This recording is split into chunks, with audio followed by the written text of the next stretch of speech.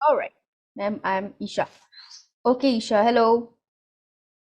ईशा का मैसेज देर से आया है। अच्छा, आज क्या करना है हमने? आज हमने बड़ी इंपॉर्टेंट चीज करनी है। क्या नाम था उस इम्पोर्टेंट? PYQ पीवाईक्यूज करने हैं हमें। पीवाईक्यूज, यस यस, पीवाईक्यूज करने हैं, बहुत ही महत्वपूर्ण। किसके पीवाईक्यूज लगाने हैं हमने? Plant plant physiology physiology. Plant physiology revise करके आए हो? Yes ma'am. आई होप कि कुछ तो पढ़ के आए होंगे। मैं इतनी उम्मीद तो करती हूँ कि बच्चे कुछ तो पढ़ के आए होंगे, इतनी इज्जत तो रख ली होगी कि एक बार एनसीईआरटी का एक चैप्टर तो खोला ही होगा प्लांट फिजियोलॉजी में। आई थिंक इतना तो तुम कर ही लोगे। सो प्लांट फिजियो के पीवाईक्यू लगा रहे हो और मैं अपनी फाइल खोल रही हूँ। एक सेकंड रुकिए जरा, आप स्क्रीन शेयर करते हैं। पीवाई करते करते आपको बहुत सारी चीजें पता चलेगी, बहुत मजा आने वाला है, ठीक है। पीवाई यूज करने का अपना मजा होता है। तो सुबह 6 बजे आते हैं, उनको पता है उन्होंने मत्था मारा हुआ है। Right, okay. मैम हमें आप बताओगे कब? अस्मिता अभी बता देंगे यार, इंसान हूं मैं। कल ही तो बनाया उनका, आज तेरा बना दूंगी। चाय पी के आऊंगी, उसके बाद बैठूंगी 2 घंटे, बना के फिर दूंगी। ठीक है, पढ़ लेना। और यार पढ़ने के बाद थोड़ा ऐसा अंगूठा लगा दिया करो, हमें पता चल जाए किसी ने देखा है। मेरे को ऐसा लगता है किसी ने नहीं देखा। मेरे को लगता है मैं क्यों मेहनत करूं, मेरी मोटिवेशन खत्म हो जाती है। तो बेटा अंगूठा लगा दिया करो। 1000 बार समझाया तुम्हें घर वालों ने क्यों पढ़ाया लिखा है, ताकि तुम अंगूठा लगा सको। चलो, स्क्रीन दिख रही है मेरी? यो मैम। ठीक है, आज हम करेंगे पीवाईक्यू। जाने वाला है बहुत सारा मजा मजा मजा मजा। एक पॉइंट अभी मैं तुम्हें करा रही हूँ प्रीवियस ईयर, बहुत पुराने वाले। So there is a point जहां पर तुम्हें ये कॉन्सेप्ट नहीं पता होंगे, ठीक है। गुड इवनिंग ईशा, आ गई तू? तो देयर आर पॉइंट्स जहां पे तुम्हें ये क्वेश्चन नहीं पता होंगे, लेकिन घबराना नहीं है। राइट, जो क्वेश्चंस, देखो तुम्हें ये भी तो सीखना है ना कि आउट ऑफ सिलेबस क्वेश्चन को कैसे आइडेंटिफाई करते हैं, कैसे हम कुछ क्वेश्चंस को प्रैक्टिस नहीं करते हैं। So I am trying to teach you ये सब भी। सो मेरे साथ ये लगा लो, आज और कल में ये खत्म हो जाएंगे and it will be fun. End में आपको प्लांट फिजियोलॉजी बहुत अच्छे तरीके से आ जाएगी, ठीक है। 100% नहीं कहूंगी, क्योंकि 100% के लिए आपको पढ़ना पड़ेगा, इतना काफी नहीं होता, लेकिन काफी आ जाएगी। राइट, सो आपको स्क्रीन पे कौन से क्वेश्चन दिख रहा है, जल्दी बताओ। 1994 के। अच्छा, मैं कहा 1994 पेज नंबर कहाँ है? क्वेश्चन नंबर पूछा था मैंने, बदतमीज कहीं का, कंफ्यूज क्वेश्चन करता है मुझे। नंबर 1 2 3 1 4 5। हाँ, ओके। अच्छा, ये जो बुक है, लेकिन इसमें पीछे थोड़े से आंसर गलत भी है, ठीक है। तो जब तुमको कोई गलत आंसर मिले तो कॉन्फिडेंटली स्क्रीनशॉट लेके मैम को भेजना, और क्वेश्चन करना है तुम्हें 1 2 3 4 8 9 10 11, 1 2 3 4 5 6 7 8, 8 क्वेश्चन है। और तुम्हारे पास है इसे करने के लिए कितने minute? 4 minutes, and your time starts now. Focus on the question, मुझे मत देखो, I know I am beautiful. Start. और क्वेश्चन के आंसर कैसे लिखोगे? चैट में लिखोगे। नालायको, ऐसे लिखोगे आंसर चैट में। 1 उसका आंसर जो भी है, फिर 2 उसका आंसर जो भी है। मतलब एक ही बारी में लिख देना, या फिर 1 या उसका आंसर ए है, जैसे 2 उसका आंसर बी है। खबरदार एक एक करके लिखा दो। चलो जल्दी बता देती हूँ भाई, मैंने टाइमर स्टार्ट कर रखा है, कहीं तुम लोग समझो कि मैम कॉमेडी कर रही है। अच्छा अभी गया नहीं, चल रहे हैं। आती है गिनती मुझे, जल्दी करो। 4 मिनट। हाँ, कम ऑन स्टार्ट। कोशिश करो तुमसे जितना होता है। दिस इज 1994, ये क्वेश्चंस के काफी कॉन्सेप्ट तुम्हें नहीं आते होंगे, तो दैट इज फाइन। डरने का नहीं है, लेकिन कोशिश जरूर करनी है हमने। आज नेगेटिव मार्किंग नहीं होगी, ठीक है।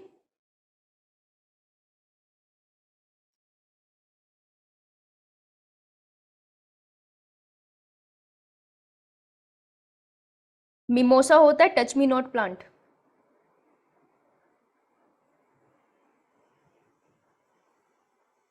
थर्ड वाला आंसर तुम्हें आना चाहिए भाई, फोर्थ वाला तो आना चाहिए, नहीं तो बहुत ही पिटोगे मुझसे। ईटीसी की बात हो रही है एट्थ में, ध्यान से सोचना।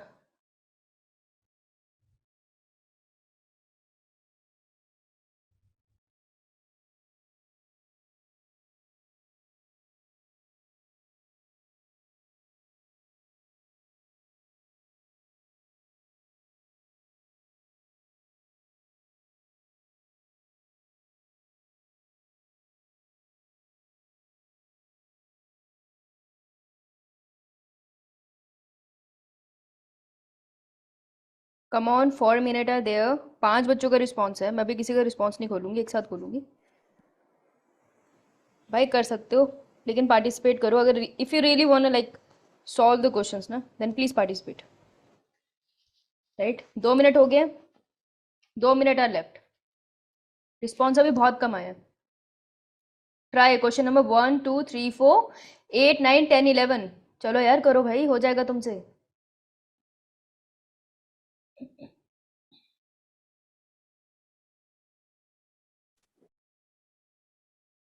वेरी गुड, रिस्पॉन्स बढ़ रहे हैं, शाबाश शाबाश, बहुत बढ़िया बहुत बढ़िया। कौन खेल रहा है माइक के साथ? गौरव।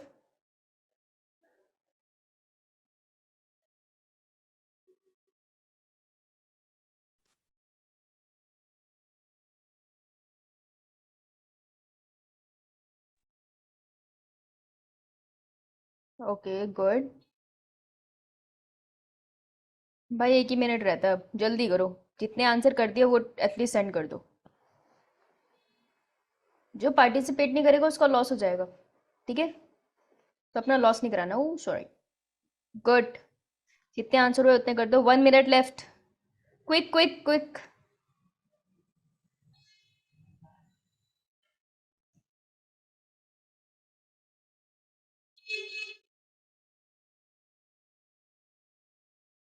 Very good. और रिस्पॉन्स कम आया अभी response.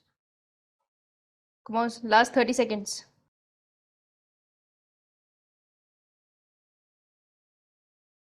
Twenty response left, quick.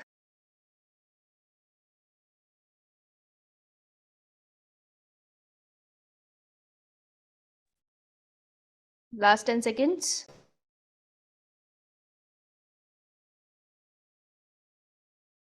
Okay, 5 4 3 2 1, stop. Now you all have to stop. Okay, good. All right, let me check. Very good, Jatin, Ishita, Ujjwal time से आंसर कर दिया एक साथ। साहिल, अस्मिता, गायत्री, वेरी गुड। गुरप्रीत, मोनिका, तनिष्का, शाबाश, बहुत सारे बच्चों का आंसर आया है। ईशा, नाइस। चलो स्टार्ट करते हैं। अ pigment which absorb red and far red light is, देखो अगर लाइट वाला तुम वो एक चार्ट सा खोलोगे ना, तुम्हें केमिस्ट्री में शायद तुमने देखा होगा, वहां पे होता है ना विबग्योर बनाते हैं, फिर यहाँ से इंफ्रारेड स्टार्ट हो जाती है। देखा है किसी ने? यो मैम। और वो तुमको बताते हैं कि किस डायरेक्शन में, इस डायरेक्शन में वेवलेंथ इंक्रीज होती है, राइट? और फ्रीक्वेंसी इस डायरेक्शन में डिक्रीज होती है, फ्रीक्वेंसी डिक्रीज हो जाती है। ऐसे चार्ट बनाते हो। तो इस चार्ट के रिस्पॉन्स में वो पूछ रहे। अब ये क्वेश्चन हमें आता नहीं है, इसलिए हमने थ्योरी में पढ़ा नहीं है, तो इसका आंसर है B. A pigment which absorb red and far red light is phytochrome. तो अपनी कॉपी के साइड में लिख दो फाइटोक्रोम, प्लांट का ही पिगमेंट है, और वो कौन सी एब्जॉर्ब करता है? Right, light, red and far red. तो छोटा सा नोट बना लो, तो यहाँ से तुम्हारा नोट बन गया, ठीक है? अब ये पूछा नहीं जाता, खैर। सो एक आंसर है B. Second, the leaves of mimosa pudica droop down when touch due to, जब वो जो टच मी नॉट प्लांट होता है ना, छुई मुई का, उसको टच करते हो तो उसके पत्ते ऐसे बंद हो जाते हैं। देखा है किसी ने touch me not? Yo ma'am. तो पता है क्या होता है, उसको ना धक्का लगता है एक्चुअली उस प्लांट को। अब इसका जो मैकेनिज्म है ना, वो तुम्हारे सिलेबस में नहीं है, तो तुमको जाना भी नहीं है। आयन का कॉन्सेंट्रेशन इधर उधर होता है, तो प्लांट को जैसे तुम छूते हो ना, उसको लगता है रात हो गई है, इसलिए वो बंद हो जाता है शॉक में। लेकिन फिर जब तुम नहीं छूते हो तो उसको रियलाइज होता है रात तो हुई नहीं है, फिर वो दोबारा से खुल जाता है, तो वो एक तरह से शॉक लगता है। तो ऐसे टाइप की चीजें जो टच की वजह से होती है, मतलब जिसको हम कहते हैं टच एंड वाइब्रेशन की वजह से किसी ऑर्गेनिज्म को सिग्नल मिलता है, a kind of a shock signal मिलना, उस फीचर को हम बोलते हैं सिस्मोनेस्टी। तो टच मी नॉट प्लांट जिस फिनोमिना की वजह से बंद हो जाते हैं उसको कहते हैं सिस्मोनेस्टी, ठीक है? तो तुम्हें क्या करना है, देखो ये वाला क्वेश्चन भी अब नहीं आता, लेकिन ये टर्म ना 2-3 बार रिपीट हुई है। सो सिस्मोनेस्टी की एक छोटी सी डेफिनेशन, ये होता क्या है, कुछ नहीं, अगर कोई वाइब्रेशंस हो रही है तो प्लांट उसे देख के डर जाता है और बंद हो जाता है, तो ये सिस्मोनेस्टी है, राइट? और क्या होता है? फोटोनेस्टी, लाइट को रिस्पॉन्स देना, ठीक है? एपिनेस्टी, इनकी ना ऐसे डेफिनेशन लिख लेना। तो अपनी कॉपी में 4 पॉइंट अभी लिख लो, वेट मत करो, अभी साथ साथ बनाएंगे। इसको लिख दो और एक एक लाइन छोड़ देना, लास्ट में इनकी बस एक एक डेफिनेशन लिख देना, तुम्हें कोई कभी प्रॉब्लम नहीं होगी। सो ऐसे हम क्वेश्चन से अपने नोट्स को भी अपडेट कर लेते हैं। समझ आई बात? अच्छा पहले बताओ, कॉपी लेके बैठे हो? Yes ma'am. Yes, ma'am. काम कर लो। देखो अब रह गया अपने पास 4 महीने, है ना? तो 4 मंथ्स के लिए एक काम कर लो, पीवाईक्यू की कॉपी बना लो, ठीक है? एक पीवाईक्यू का रजिस्टर ले लो, पीवाईक्यू, ठीक है? ऊपर लिखा तुमने, मतलब एक रजिस्टर है बायो का, बायोलॉजी का लिखा, और ऊपर तुमने लिख दिया आज हम क्या कर रहे हैं, प्लांट फिजियो। प्लांट फिजियो कर रहे हैं और यहाँ लिख दो भाई एम्स का क्वेश्चन लगाया मैंने, ठीक है। अब यहाँ पर जो भी तुम्हें पॉइंट्स मिल रहे हैं ना, जो नोट्स ऐड कर रहे हो तुम इस पे ऐड कर लो। तो जब भी तुम पीवाई, जैसे अब मैं प्लांट फिजियोलॉजी पढ़ रही हूँ, मैं नीट की प्रिपरेशन कर रही हूँ, जब मैं प्लांट फिजियोलॉजी पढ़ूंगी फिर मैं एम्स के पीवाई क्वेश्चन लगाने जब जाऊंगी दोबारा से, तो मैं पीवाई क्यू की कॉपी उठा के देखूंगी कि यहाँ पे कुछ एक्स्ट्रा टॉपिक भी मैंने लिखे थे, तो मैं वहीं से प्रिपेयर कर लूंगी, ठीक है। तो जो एक्स्ट्रा टॉपिक है ना, अपनी मेन कॉपी से अच्छा पीवाई क्यू की कॉपी में रख लो, वो एक तरह से तुम्हारे एक्स्ट्रा नोट्स हो जाएंगे। Okay, so do this, it will help you a lot. 4 महीने में बहुत अच्छे से प्रिपरेशन हो जाएगी, समझ आई बात? तो इसका आंसर है Yeah, ma'am. सेकंड का A. Okay, third, the shade of a tree is cooler than the shade of a roof. छत की जो ये छत पड़ी हुई है और एक पेड़ के नीचे खड़ी होती है, तो पेड़ के नीचे ज्यादा ठंडा लगता है, क्यों? क्योंकि पेड़ के पत्तियों से पानी बाहर निकल रहा है बिकॉज ऑफ द हीट। तो जब पानी बाहर निकल रहा है और एनवायरनमेंट में पानी होता है तो आपको ठंडा ठंडा लगता है ना, so it is because of the transpiration. कैसे घुमा के क्वेश्चन आया, राइट? तो ट्रांसपीरेशन की वजह से होता है, गटेशन की वजह से नहीं होता। गटेशन की वजह से तो छोटे छोटे ग्रासेस के ऊपर पानी की बूंदें आती है ना सुबह, so that's a different phenomena. Leaves green होते हैं, ठीक है, पर इसका उसको ठंडा रखने से क्या रिलेशनशिप है ना? फोटोसिंथेसिस की वजह से हमें ठंडा नहीं लगता, उसकी वजह से हमें खाना मिलता है। ट्रांसपीरेशन की वजह से हमें ठंडा ठंडा फील होता है। तो answer would be A. Clear? Yes, ma'am.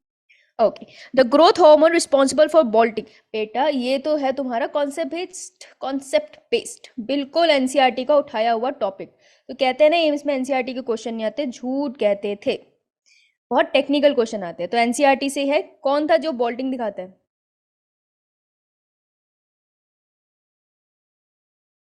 कौन सा हार्मोन है? Liberally. जिब्रेलिन था ना जो बॉल्टिंग दिखाता है। What is बॉल्टिंग?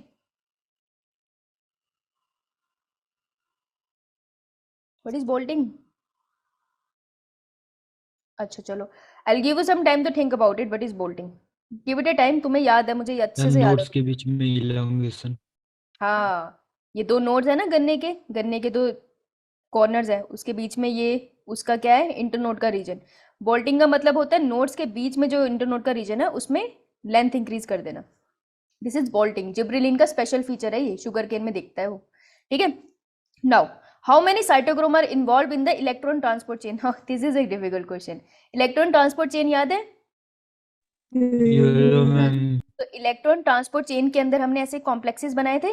वो कौन सा कॉम्प्लेक्स था जिसमें हम साइटोक्रोम के बारे में पढ़ते हैं? कॉम्प्लेक्स 3 एक तो 3 and कॉम्प्लेक्स 4 3 था एंड 4, 4 दोनों था बेटा। हाँ, और एक 4 था। एक साइटोक्रोम यहाँ पढ़ते थे, एक साइटोक्रोम यहाँ पढ़ते थे, एक यहाँ पढ़ते थे, एक यहाँ पढ़ते थे। कितने हुए? 4 इन दोनों को कनेक्ट करने वाला कोई था? 4 यस Yes, मैम ma'am. यहाँ पे था ना साइटोक्रोम सी साइटोक्रोम सी। कितने हुए Three. Cytochrome? Ma'am 5 5 answer would B, 5 Five. अगर तुमको ईटीसी नहीं भी आता, उसका स्ट्रक्चर भी आता तो क्वेश्चन हो जाएगा। यही मैं समझाना चाहती थी, जब कोई टॉपिक बहुत कॉम्प्लिकेटेड होता है तो वो उससे बहुत कॉम्प्लिकेटेड क्वेश्चन नहीं निकालते, वो निकालते हैं बेसिक क्वेश्चन। स्ट्रक्चर बता दो, उसमें कोई चीज कहाँ जा रही है ये बता दो, ठीक है। तो देखो स्ट्रक्चर के ऊपर मिल गए तुम्हें 4 number. Now, during photosynthesis oxygen in glucose come from, ये जो ग्लूकोज बनता है ना C6H12O6, फोटोसिंथेसिस का रिएक्शन है ना। अच्छा वाह, मेरा ये नहीं टच हो रहा है, एक सेकंड। फोटोसिंथेसिस का हमारे पास रिएक्शन है, कैसा होता है? CO2 plus H2O gives you C6H12O6 plus O2। ये जो ऑक्सीजन है जो इवॉल्व हो जाती है, ये कहाँ से आती है? पानी से या कार्बन डाइऑक्साइड से? CO2 से. डाइऑक्साइड से।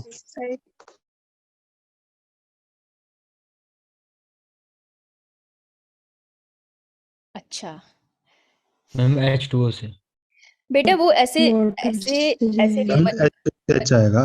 जो थैलेकोइड था ना बेटा, उसके सेंटर में ल्यूमन था ना, वहां पे पानी को ऐसे हम तोड़ते हैं तो इलेक्ट्रॉन निकलते थे, हाइड्रोजन आयन निकलते थे, और क्या निकलता था? ऑक्सीजन। फिर वो निकल ऑक्सीजन जाता था ना Yes, बाहर, ma'am. और यस थोड़ा मैम सा ऑक्सीजन कहाँ चला जाता था? रेस्पिरेशन में मदद करने के लिए आता है ना। तो ये रेस्पिरेशन में ईटीसी साइकिल में जो ऑक्सीजन है ना, वो यहीं से आया है, ठीक है। तो ये ऑक्सीजन है जो हम कंज्यूम करते हैं पानी के टूटने से, ठीक है। तो पानी के टूटने से ऑक्सीजन मिलता है, ये बताया किसने कहा? ये कॉन्सेप्ट है किसका? This is known as Hill's concept, और इसी को हम कहते हैं हिल्स रिएक्शन। सुना है कभी नाम? वहां लिखो हिल्स रिएक्शन। दिख रहा है मैं जो लिख रही हूँ स्क्रीन पे? बेटा दिखाई दे रहा है जो मैं लिख रही हूँ स्क्रीन पे? Yes, ma'am. Yes, Yes, ma'am. ma'am. कोई बात नहीं, तो ये हिल्स रिएक्शन लिखो और एक बार इसको लिख के आना। हिल्स ने ही ये बात बताई थी कि जो पानी है ना, जो ऑक्सीजन हम लेते हैं प्लांट से वो एक्चुअली पानी के टूटने से आता है, कार्बन डाइऑक्साइड नहीं, क्योंकि लोगों को कंफ्यूजन थी कि ऑक्सीजन आया किससे। ठीक है, तो ये हिल्स रिएक्शन है, इसके ऊपर आप एक छोटा सा पैराग्राफ लिखोगे। Got it? Yes, ma'am. Yes, ma'am. ये वाला पार्ट मैं मिटा रही हूँ। अब देखो वो पूछ क्या रहा है, वो पूछ रहा है carbon dioxide during photosynthesis oxygen in glucose come from. तो ये ऑक्सीजन जो यहाँ पर है ना, ये किससे आया है? सो बेटा ये आता है हमारा इस ग्लूकोज में, कार्बन भी कार्बन डाइऑक्साइड से आता है और ऑक्सीजन ग्लूकोज वाला भी कार्बन डाइऑक्साइड से आता है। So answer would be C. ठीक है, ओके, कर लेंगे ना अब इतना? Yes, ma'am. Yeah, ma'am. Molar ratio of chlorophyll and xanthophyll ये अब नहीं आता, कंप्लीटली आउट ऑफ सिलेबस है इसकी तरह, लेकिन इनका रेशियो फिर भी बता देती हूँ कि क्लोरोफिल का मॉलिक्यूल ए होता है और जेंथोफिल का 1 होता है, इतने रेशियो में ये चलते हैं, पर ये आउट ऑफ सिलेबस आप छोड़ सकते हो। Now translocation of organic material, बेटा ट्रांसलोकेशन का मतलब होता है बल्क फ्लो। ठीक है, ट्रांसलोकेशन के स्लैश करके लिख लो बल्क फ्लो, बल्क में चीजें जाती है। तो bulk flow of organic material is best explained, खाना ज्यादा बल्क फ्लो में किसके थ्रू जाता है, जाइलम या फ्लोएम? Ma'am, Flow. Phloem. है ना, देखो फ्लोएम तो आंसर में है नहीं, तो क्या है? इनिबिशन थ्योरी करी नहीं हमने। एक्टिव ट्रांसपोर्ट, अच्छा फ्लोएम से खाना तो पैसिवली जाता है, फ्लोएम में लोडिंग और अनलोडिंग एक्टिव होती है, लेकिन खाना Yes, चलता ma'am. तो नॉर्मल है। मास फ्लो हाइपोथेसिस हमने पढ़ी थी फ्लोएम से। So Yes, ma'am. Answer is Yes, C. ma'am. देखो इनडायरेक्टली पूछ रहे, this is how people will say ये आउट ऑफ सिलेबस हो गया या डिफिकल्ट हो गया। वो डायरेक्ट ऑप्शन नहीं देते थे, वो इनडायरेक्ट ऑप्शन देते थे, इसलिए एम्स का पेपर थोड़ा डिफिकल्ट होता है। ट्रांसपिरेशन पुल तो हम पढ़ते हैं जाइलम से रिलेटेड, तो ये नहीं हो सकता, तो आंसर इज सी। समझ आया कैसे निकाला? Yes, ma'am. बहुत बढ़िया बात है। ठीक है, सो आई होप इसने थोड़ा सा तो आपको हेल्प किया होगा ना। तो हमें ऐसे ही करना है। अब Yeah, तुम्हें ma'am. समझ आ गया ना यहाँ पे तुम्हें किस किस के नोट्स बनाने हैं। ठीक है, तो साथ साथ नोट्स अपडेट करना पड़ेगा। क्वेश्चन लगाने के बाद 1 घंटा बैठना पड़ता है इंटरनेट खोल के अपना काम कंप्लीट करने के लिए। फटाफट तुम सिर्फ इतना लिखोगे ना उसके ऊपर कि व्हाट इज दिस सेस्मो, कहाँ गया सेस्मोनेस्टी, तुम्हें डेफिनेशन मिल जाएगी, just note down the definition, that's sufficient, right? Now do question number 5। ये 6 बिल्कुल आउट ऑफ सिलेबस है। 7,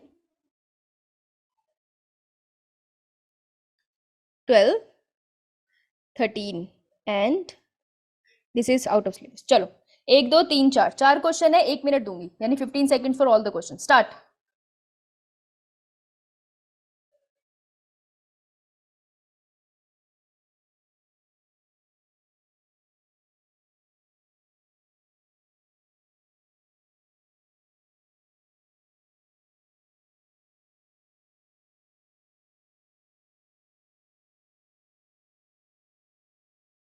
बेटा मैंने भी तो ये बोला साहिल, O2 is release from water, पानी के ब्रेक होने से इलेक्ट्रॉन रिलीज होगा, हाइड्रोजन आयन रिलीज होगा और O2 रिलीज होगी, तो O2 is release from water. वो क्वेश्चन कह रहा था कि C6H12O6 जो ग्लूकोज बना है ना, इसमें जो ऑक्सीजन आ रही है वो कहाँ से आ रही है, तो CO2 से आती है। वो ऑक्सीजन भी देता है ग्लूकोज को और कार्बन भी देता है। ठीक है, क्वेश्चन गलत सुन लिया तूने शायद, समझ आया? Yes, ma'am. एक्चुअली बहुत अलग अलग पढ़ के थोड़ा तो कंफ्यूज हो गया, थोड़ा आराम से कर। ठीक है, अरे मैं कैमरा बंद करना, वही फोकस करो फोकस करो, ये साइड में लिख ले अगर कंफ्यूजन है तो, हो जाता है यार। करो भाई, 1 मिनट से ज़्यादा नहीं देने मैंने, 15 सेकंड्स तो हो चुके हैं।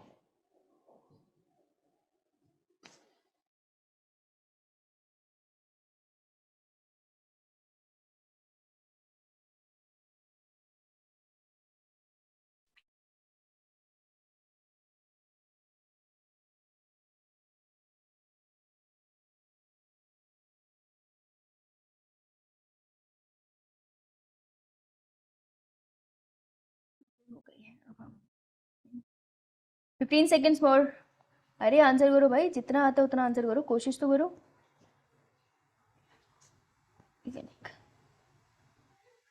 क्वेश्चन नंबर 13 सब ट्राई करेंगे। आई डोंट नो भाई, ये मेरे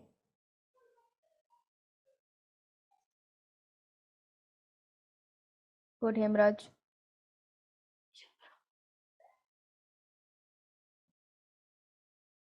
गुड अंजलि, मुस्कान,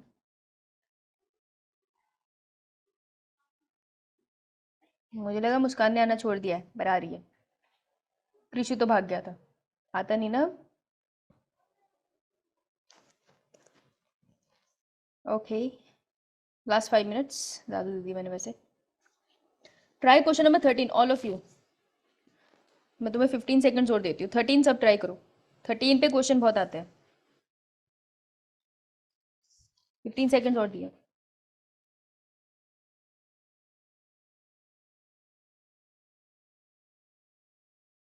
okay, stop. Good try.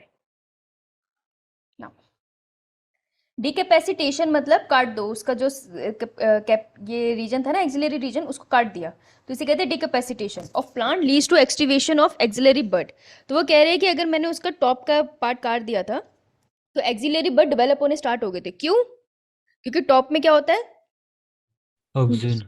Oxygen oxygen. तो ऑक्सीजन की सिक्रीशन रुक गई, मतलब ऑक्सीजन का अमाउंट खत्म हो गया, इसके अंदर कम हो गया। तो जैसे ऑक्सीजन का अमाउंट कम होता है तो किसका अमाउंट इंक्रीज हो जाता है? Cytokinin. Cytokinin. So answer would be A, कि जब मैंने ऊपर का हिस्सा काटा था ना तो ऑक्सीजन का अमाउंट कम हो गया और साइटोकाइनिन का इंक्रीज हो गया। आई एम टेलिंग अगेन, इस वाली बुक में आंसर पीछे थोड़े डिफरेंट दे रखे हैं, तो जो आंसर मैं दिखा रही हूँ उसको टिक कर लेना, ठीक है। So answer is a, cytokinin increase हुआ और साइटोकाइनिन एक्सिलरी बड्स की डेवलपमेंट करता है, तो इसको फिक्स कर लेना दिमाग में, ठीक है। Now carbon dioxide is necessary for photosynthesis. भाई फोटोसिंथेसिस को कार्बन डाइऑक्साइड तो चाहिए, क्योंकि हमने देखा है केल्विन साइकिल में कार्बन डाइऑक्साइड ही आती है सबसे पहले। The chemical use to remove this gas most efficiently from entering a control apparatus. Control apparatus मतलब मेरी लेबोरेटरी कंडीशन के अंदर मैं ऐसा क्या करूं, ऐसा क्या चीज यूज करूं कि कार्बन डाइऑक्साइड मेरे प्लांट में एंटर ना हो पाए। तो ये क्वेश्चन पता है कहाँ से है? इसी चैप्टर का, जो फोटोसिंथेसिस का चैप्टर है, उसमें स्टार्टिंग में एक्सपेरिमेंट दे रखे हैं। और अगर वो आपने एक्सपेरिमेंट पढ़े हैं तो बताओ इसका आंसर क्या होगा 7th का? Ma'am potassium potassium hydroxide. Potassium hydroxide solution. क्योंकि पोटेशियम हाइड्रोक्साइड की जो सॉल्यूशन होती है, KOH ही कहते हैं ना इसको। मैम एक कॉटन में KOH को सोक कर लो, तो अगर इस KOH को सोक करके रखोगे ना तो ये सारे मीडियम से कार्बन डाइऑक्साइड को अब्जॉर्ब कर लेती है। तो ये एक्सपेरिमेंट से देखो, उन एक्सपेरिमेंट से क्वेश्चन कैसे आ गया। तो ध्यान से लाइन पढ़ा करो, एनसीईआरटी की लाइन जिसने ध्यान से पढ़ी थी उससे ये क्वेश्चन होता है, ठीक है। So answer would be C. Now which of the following prevent the photo oxidation and destruction of pigments. Pigments की डिस्ट्रक्शन करने के लिए सबसे ज्यादा कौन काम करता है?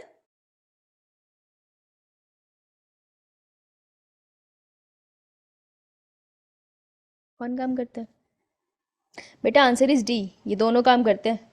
जब बहुत ज़्यादा लाइट पड़ती है तो वो क्लोरोफिल पे ना जाए, तो ये बहुत अच्छे से काम करते हैं। वैसे तुम इसे इग्नोर कर सकते थे क्योंकि अब ये वाला नहीं पूछा जाता। अब हम सिर्फ 4 पिगमेंट पे फोकस करते हैं, उस टाइम पे एनसीईआरटी ज़्यादा पिगमेंट पे फोकस करती थी। 13 बहुत इंपॉर्टेंट है और ये बहुत बार आएंगे ऐसे क्वेश्चन, तो ये मोस्ट इंपॉर्टेंट है। कहीं पे भी तुम्हें C4 और C3 प्लांट लिखा दिख जाए ना, वो क्वेश्चन लगा लेना बिना सोचे कि कौन सी ईयर का है। The C4 plant differ from C3 plant with reference to C4 और C3 में फर्क क्या है? Substrate that accept CO2 in carbon assimilation. वो कह रहे हैं कि C4 प्लांट में जो कार्बन डाइऑक्साइड को एक्सेप्ट करता है और C3 प्लांट में जो कार्बन डाइऑक्साइड को एक्सेप्ट करता है वो डिफरेंट है। ऐसा है? Yes ma'am. Yes ma'am. सही है। Number of ATP that are consume in preparing sugar. क्या ये डिफरेंट है कि C4 साइकिल में ATP जितने यूज होते हैं और C3 साइकिल में ATP जितने यूज होते हैं, नंबर डिफरेंट है? ऐसा होता है? ऐसा होता है। देखो C3 साइकिल में कितने ATP यूज हुए थे? मैम 3 ATP मैम 1 साइकिल में। एक साइकिल में 3 ATP यूज हुए थे। अब C4 प्लांट के अंदर C3 साइकिल होती है यस मैम। तो उसमें 3 ATP यूज हुए। अब जरा याद करना कौन कौन से ऑर्गेनेल यूज होते थे C4 प्लांट में?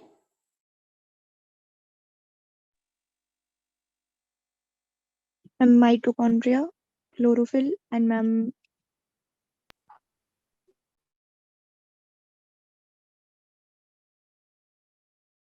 C4 plant is one with the Kranz anatomy. Mesophyll and bundle sheath. Mesophyll and bundle sheath cell। तो जब बंडल शीथ सेल से वापस मूव करता है मिजोफिल की तरफ, कौन मूव करता है? कॉपी में देख के बताओ। देखो भाई, ऐसे तो पढ़ोगे। हाँ, जब पायरुवेट मूव करता है तो फिर वो क्या रीजनरेट करता है? बंडल शीट सेल उसमें मैम पेप पेप रीजेनरेट करता है ना, हाँ। तो जब पायरुवेट ऊपर जाके पेप रीजेनरेट करता है, वहां पर एक एटीपी ऐसे बनी होगी, एक एटीपी और यूज होती है।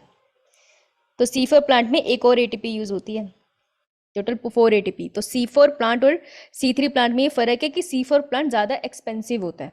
समझ आई बात? Yes, ma'am. मैम तो बी Yes, स्टेटमेंट ma'am. मेरी करेक्ट हो गई, राइट। तुमने ये तुम्हारे सामने ही था पर तुमने पहले नोटिस नहीं किया था, अब नोटिस कर लिया ना। That is the whole point of doing questions. चलो, type of pigment involve in photosynthesis. C3 C4 plant में फोटोसिंथेसिस तो सेम ही पिगमेंट कर रहे हैं, तो उसका कोई पिगमेंट का कभी कोई रिलेशन हमने पढ़ा नहीं था, तो सी गलत है। D option says A and B both are correct, A and B both are correct. Yes, ma'am. Yeah, ma'am. D, ये वो क्वेश्चन है जो तुम्हारा ऑप्शन गलत रीड करते हैं, तो ये वो वाले क्वेश्चन है जो हम अपनी OMR शीट पे गलत साइन कर देते हैं।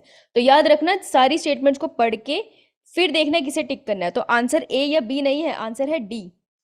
तो ये जब भी अल्फाबेट्स आएंगे ना तो वो कंफ्यूजन होती है, तो वहां पे एक नोट लिख लो जहां पे भी तुम्हारी कॉपी है सामने, रीड अल्फाबेट्स केयरफुली।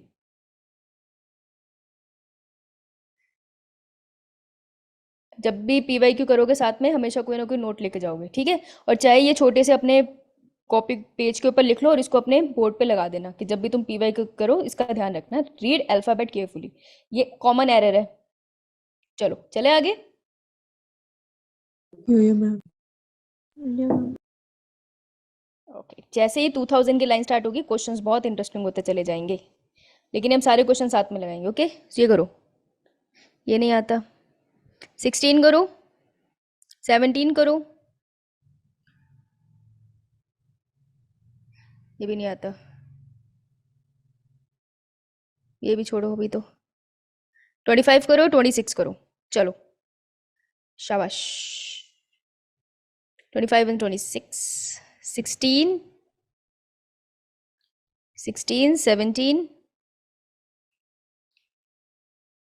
19, 25, 26, 27।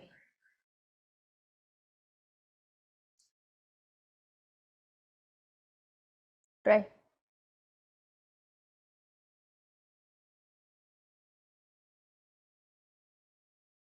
मैं सिर्फ 1 मिनट दूंगी।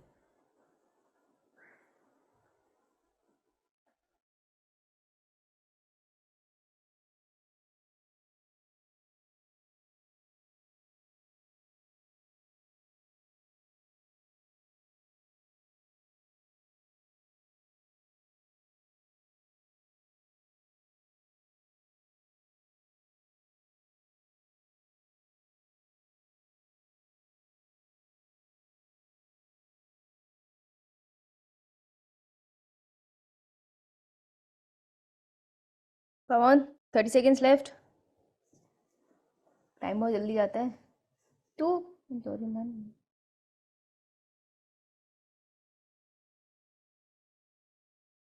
कोई बात, तनिष्का आप शो हो रही है slide? Good Shivani. No ma'am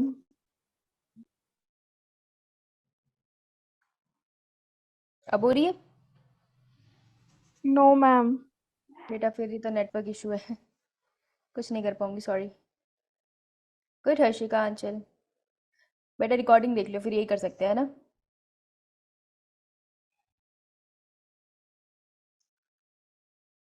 हाँ मैंने सुना बारिश बहुत लगी है चंडीगढ़ में, वो बारिश है, क्या कर सकते हैं।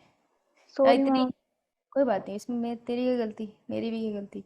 पर हैदराबाद में बारिश है, लेकिन बारिश हमारे शरीर से हो रही है क्योंकि पसीना आ रहा है भाई, बहुत गर्मी है, बहुत ही ज़्यादा गर्मी है। तुम थोड़ी बारिश यहाँ भेज दो, मैं गर्मी वहाँ भेज देती आओ, चल तू यार सुन ले, अगर तेरे को स्क्रीन नहीं दिख रही तो मेरी बात सुन ले, वही लिख लियो एटलीस्ट। चलो question number 16, photorespiration usually occur. तो देखो सबसे इम्पोर्टेंट चीज याद रखना, फोटो रेस्पिरेशन से प्यार है एंट्रेंस एग्जाम्स को, they will ask you question. तो फोटो रेस्पिरेशन पे जितना डेटा है तुम्हारे पास उसको अच्छे से पढ़ना है, रिवाइज करना है, ठीक है। तो बुक खोलो, फोटो रेस्पिरेशन से स्टार बना लो। फोटो रेस्पिरेशन किस में होती है, कितने ऑर्गेनेल्स में होती है? 2 cell Ma'am, 3. organelles. Ma'am 3 cell organelle Ma'am, 3 3 organelles में में होती होती है, नाम क्या होता है? है। Ma'am, chloroplast, peroxisome and mitochondria. Ma'am chloroplast कैसे याद करा था हमने? Madhya Pradesh is in centre. Madhya Pradesh हाँ, तो mitochondria, peroxisome and chloroplast, right. नीचे से ऊपर की तरफ जाएंगे तो पहला स्टेप कौन से जगह पे होगा, कौन से ऑर्गेनल में होगा?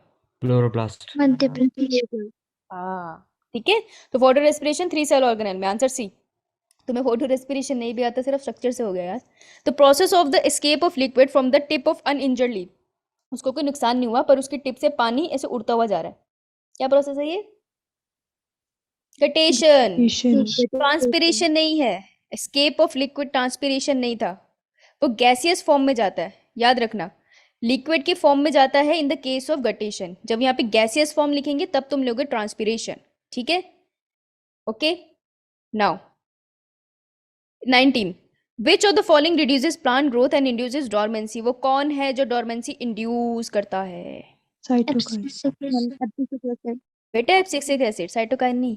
डोरमेंसी, देखो डोरमेंसी जो नेगेटिव काम कर रहा था वो अपना एब्सिक्सिक एसिड था, वो है, वो तो ग्रोथ को प्रमोट नहीं करता ना, साइटोकाइन तो प्रमोट करता है, तो एब्सिसिक एसिड है नेगेटिव इंसान।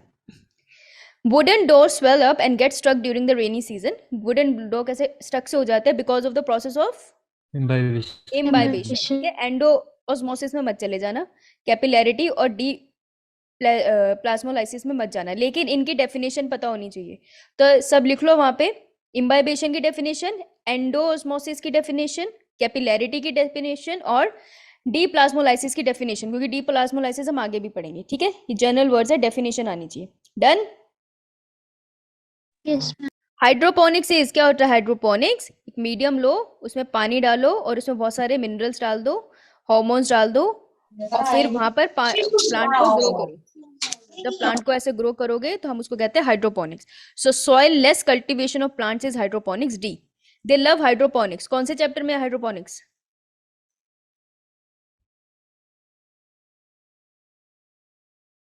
देखो एनसीईआरटी में भाग के, भाई वेट किसका करते हो? Mineral and nutrition. Mineral nutrition में स्टार्टिंग में दिया है ना, तो वहां पे टिक लगा लो। पेज नंबर बता बेटा, बता दे, बहुत मार खाएगा। 194. 194 पे टिक मारो, उस पे हाइड्रोपोनिक्स पे क्वेश्चन आते हैं बहुत बार। सॉइल लेस मीडियम याद रखना और कहीं नहीं जाना, जहां वर्ड दिखा सॉइल लेस वही है, पढ़ लेना। In plant water move from, पानी कहाँ से कहाँ मूव करता है? कहाँ से कहाँ मूव करता है? पहले तो बताओ, एक्टिव मूव करता है पैसिव? Ma'am passively. पैसिवली करता है। पैसिवली में कोई स्पेशल दरवाजे हैं उसके लिए? Yes ma'am. एक्वापोरिन्स। एक्वापोरिन्स कितने प्रोटीन से मिलके बना है? 8 मैम 8 8 प्रोटीन से मिलके बना है, ठीक है। और ये क्या काम करता है? एज ए चैनल प्रोटीन या कैरियर? चैनल प्रोटीन है ये, ठीक है, ये चैनल प्रोटीन है। पानी जाता है कहाँ से कहाँ पर? हाई से लो की तरफ, लो कॉन्सेंट्रेशन की तरफ। अब देखो, इन्होंने कॉन्सेंट्रेशन में पूछा ही नहीं है, ये पूछ रहे हैं पोटेंशियल। पोटेंशियल तो वाटर पोटेंशियल का कॉन्सेप्ट पूछ रहे हैं ये तुमसे यहाँ पे। तो वाटर पोटेंशियल का कॉन्सेप्ट अगर तुमको याद है तो वाटर पोटेंशियल ऐसे लिखते थे हम, right. Yes ma'am. Maximum water potential of a pure water is 0 है ना। तो 0 से जब कम करते जाओगे नेगेटिव, तो कम हो जाएगा ना वैल्यू। तो पानी कहाँ से कहाँ मूव करेगा? ये पॉजिटिव है, ये नेगेटिव है। तो हायर वाटर पोटेंशियल कहाँ पर है, पॉजिटिव में या नेगेटिव में? Ma'am positive. Positive. More water potential है ना। अब देखो, water will move from less negative to more negative, is it true? Yes ma'am. Yes ma'am. हाँ, more negative to less negative नहीं जाएगा वो, not true. Same potential, no. So answer would be A. तो इसको ऐसे solve करना था, समझ में आया कैसे हुआ? है ना। तो Yes. वाटर पोटेंशियल पे इनडायरेक्टली क्वेश्चन आ गया ये, है ना। तो ध्यान से करना ऐसी चीजों को। कौन है ये? नहीं। Cultivation of plants in water, नहीं। Cultivation of plant in water होता अगर मेरे पास ये ऑप्शन नहीं होता डी वाला, तो मैं जाती ए के साथ। लेकिन मेरे पास डी ज्यादा अच्छी डेफिनेशन है कि हाइड्रोपोनिक्स में सॉइल लेस, ऊपर उसने सॉइल लेस की बात नहीं करी ना, तो सॉइल लेस कल्टीवेशन ज्यादा अच्छा आंसर है। इसलिए कभी कभार दो आंसर्स बेहतर हो सकते हैं ना, तो जो बेहतर है हम उसे सिलेक्ट करते हैं, ठीक है। तो आंसर होगा डी। ऑलराइट,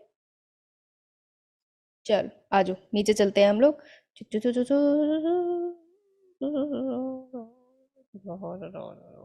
स्टोमी तारीख, अरे अरे अरे कहाँ गया, खो गया।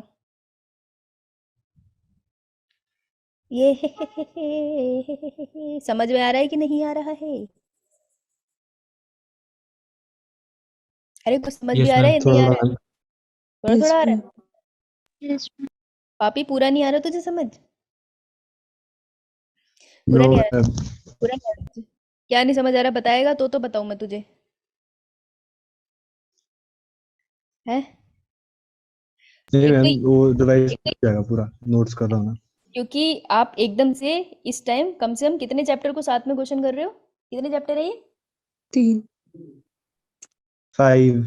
5. 5 चैप्टर के क्वेश्चन है ये। हाइड्रोपोनिक्स नहीं पढ़ाया मैंने तो क्या चैप्टर नहीं एग्जिस्ट करता हो?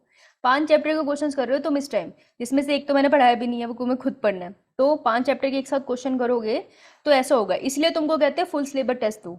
बावले थोड़ी हम जो तुमसे फुल सिलेबस टेस्ट करवा रहे हैं। जब क्वेश्चन अलग अलग यूनिट से आते हैं ना तो तुम्हें जितना मर्जी आता है, हवाइयाँ उड़ जाती है एकदम से फोटोसिंथेसिस से सडनली प्लांट हार्मोन के ऊपर जंप करने में, तब तुम्हारी नॉलेज चेक होती है। इसलिए फुल सिलेबस टेस्ट देना हर हफ्ते बहुत जरूरी है, ताकि तुम्हें पता चले तुम्हें कितना आता है। ओके, सो करो 20, 21, 22, 28, 30, 31। एकदम से नहीं समझ आएगा, लेकिन क्वेश्चन प्रैक्टिस करते रहोगे तो समझ आएगा। तो सुबह उठ जाया करो 6 बजे तक, जल्दी करो। 1, 2, 3, 4, 5, 6, 6 क्वेश्चन। मैंने 2 मिनट देने, मैंने देने नहीं से ज़्यादा। 40 तक करेंगे फिर मैं तुम्हें कैम्प करा दूंगी। मैं कैम्प भूल गई थी कराना अभी याद आया मुझे। जल्दी करो, कल एजेशन रीजन से स्टार्ट करेंगे।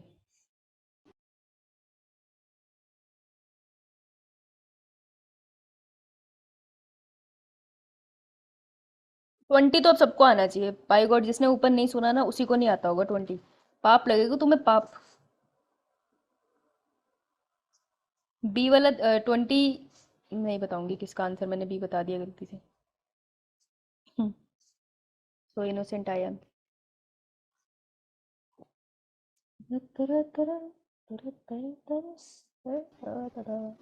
हो सकता है ना तुम पेपर देने जा रहे हो, साथ में कोई बच्चा बैठ के बताने वाला हो, तो इसलिए मैं तुमको आदत डलवा रही हूँ। Apical dominance. हाँ साहिल, एपिकल व्हाट? चुप कर, माइक बंद कर। बड़बड़ा के पेपर करता है ये नीट में 4 बच्चे तंग करके आएगा।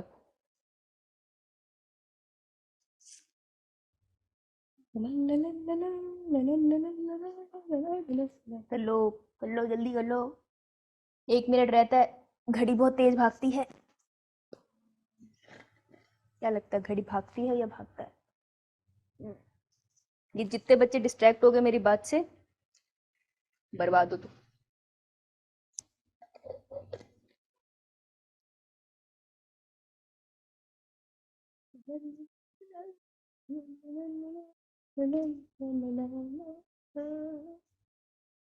अगर तुमसे क्वेश्चन नहीं हो रहे हैं कोई बात नहीं, तुमको पता चल रहा है ना कहाँ से क्वेश्चन आ रहे हैं, तो आज ये टॉपिक एटलीस्ट जाके पढ़ लेना। कुछ तो सीखोगे ना।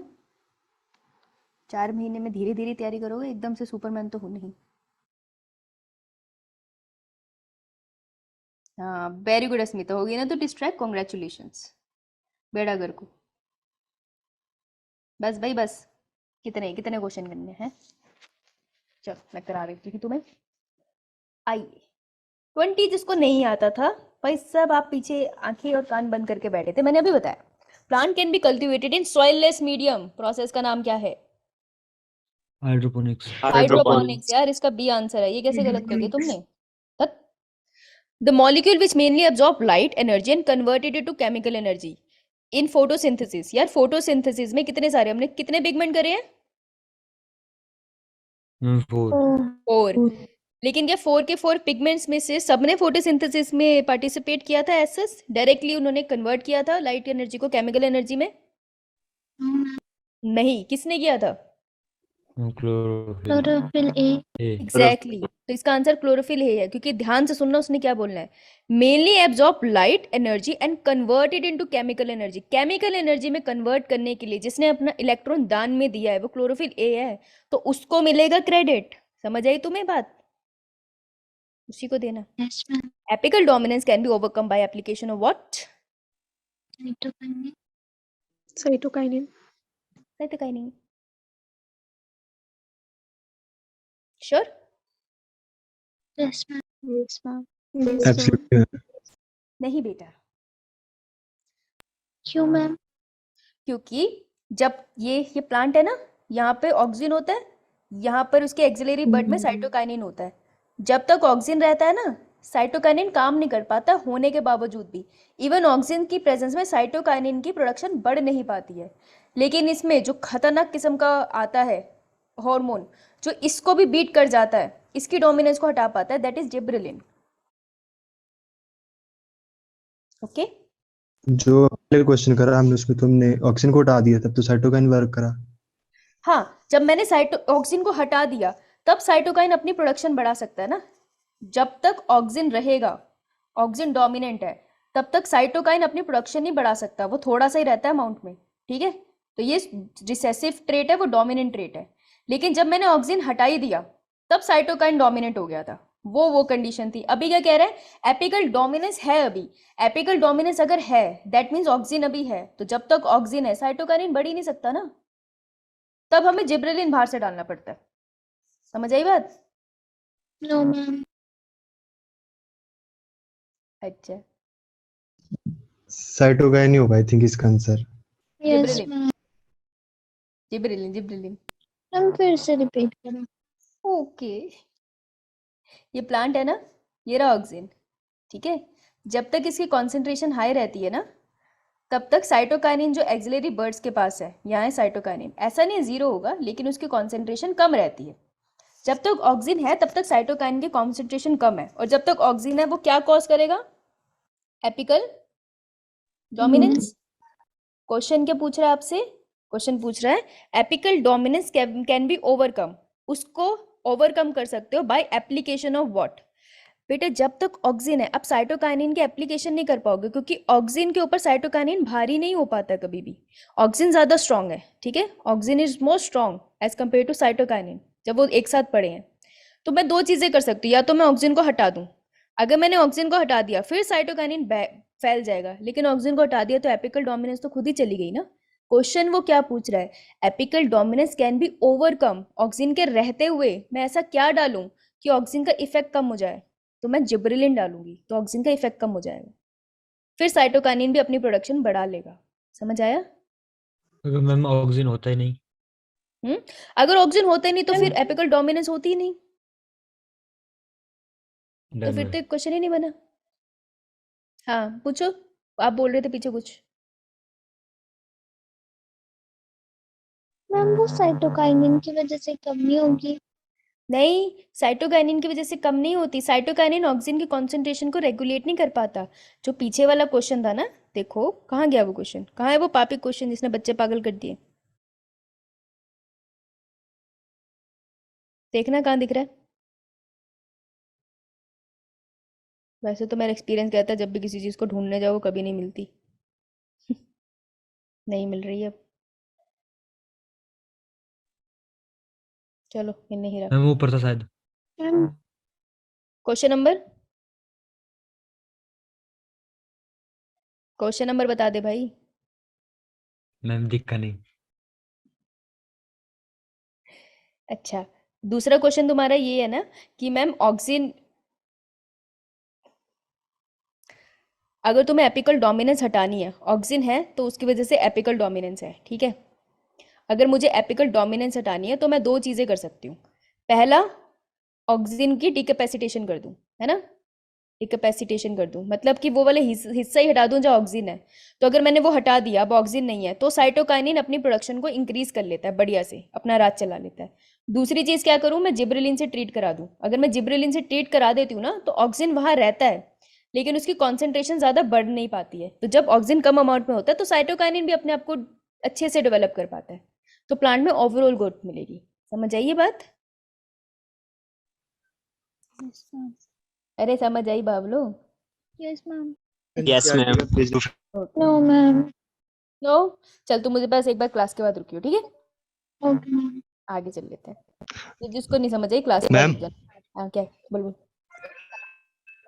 हाँ बोल। 250 पेज नंबर ओपन करो। हाँ, एनसीईआरटी का 250 पेज नंबर। क्लास के बाद ओपन करूँ, थोड़ा सा टाइम लग जाएगा एनसीईआरटी में।